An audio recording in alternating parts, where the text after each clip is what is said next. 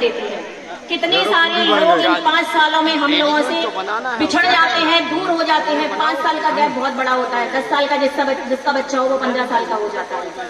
40 साल का जो बुजुर्ग हो वो 45 साल का हो जाता है। इन परिस्थितियों में हमें कितना संघर्ष करना पड़ता है, क्योंकि सिर्फ एक मत की गलती से आप सरकार बनाते हो, बटन दबाने की गलती से, और फिर वो 5 साल आप किस तरह भुगतते हो, ये सभी लोग देख रहे हैं। दोस्तों, जब हम लोग विधानसभाओं में जब चुनाव का समय आता है और हम लोग जब वोट करते हैं तो उस समय हम सोचते हैं कि अरे हमारी एक विधानसभा हार जाएगी तो क्या फर्क पड़ता है, कोई बात नहीं, सपा की सरकार तो बननी है। और ऐसे ही करते करते करते करते हम लोग सारी विधानसभाओं में गड़बड़ियां कर लेते हैं।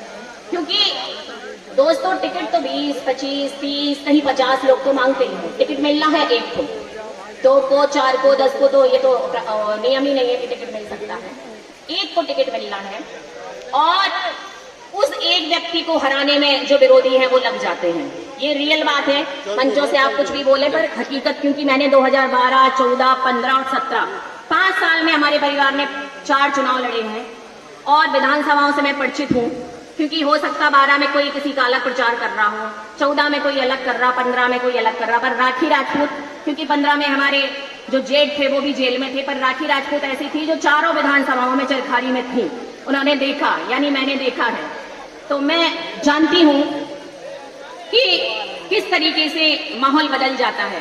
तो आपसे हाथ जोड़कर मेरा विनम्र निवेदन है कि टिकट किसी को भी मिले, आपको माननीय राष्ट्रीय अध्यक्ष जी का चेहरा देखते हुए समाजवादी पार्टी को ही टिकट देना है।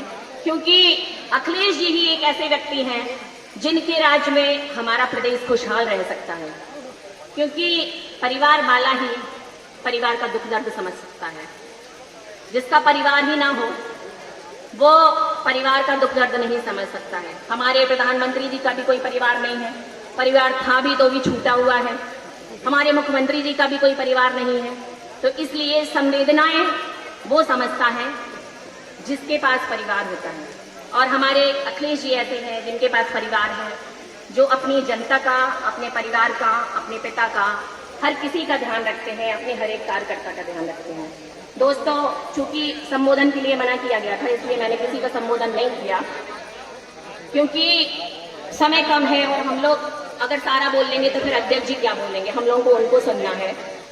तो इसी श्रृंखला में मैं थोड़ा सा आपके सामने पार्टी का कुछ गाना पेश करने जा रही हूँ।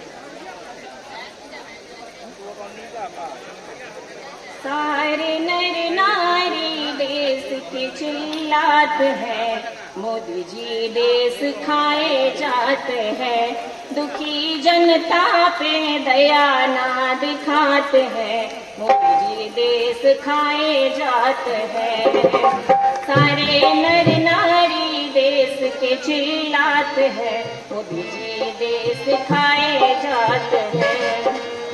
आधी रात नोटबंदी लग गई, जनता बंदी कैसे है ये बंदी ठंडी, ओ इनके जनता के दुखना सो हाथ है, मोदी जी देश खाए जाते हैं। सारे नर नारी देश की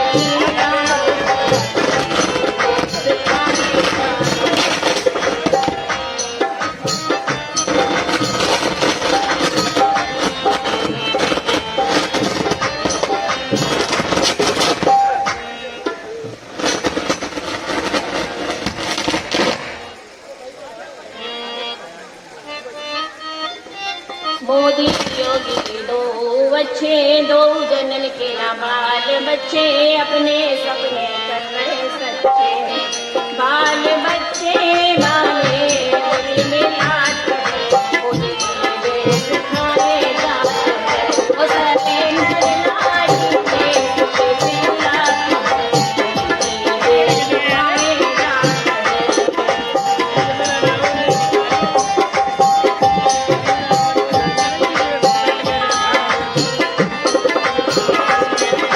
परेशान मत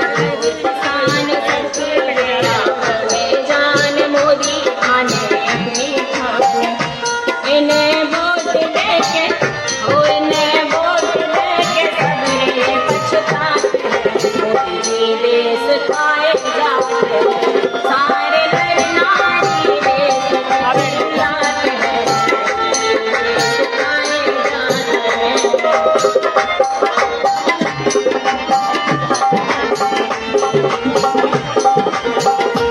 सारे नर नारी देश की लाट है, सिखाए जाते हैं।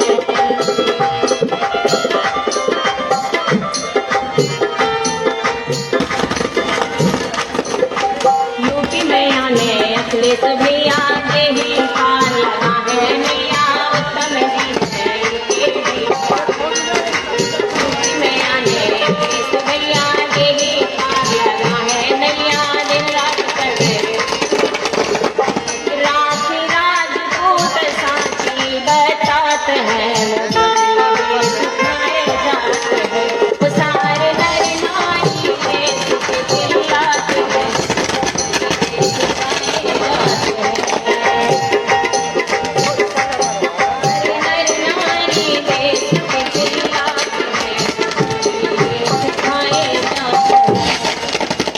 भैया अभी कुछ दिनों पहले एक टाइटल चला था, जो पिता अपने पुत्र का नहीं हुआ वो जनता का क्या होगा।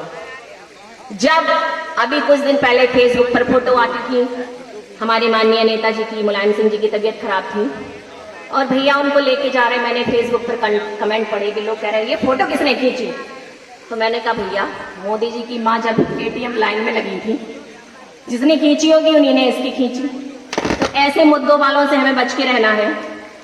और जो लोग कहते हैं कि ऐसा बेटा किसी का ना हो, हम तो कहते हैं ऐसा बेटा हर पुत्र का हो। बड़े भाग्यशाली हैं वो माँ और पिता, उन्होंने पता नहीं कौन से ऐसे कर्म किए थे जिनके अखिलेश जी जैसे बेटे हुए।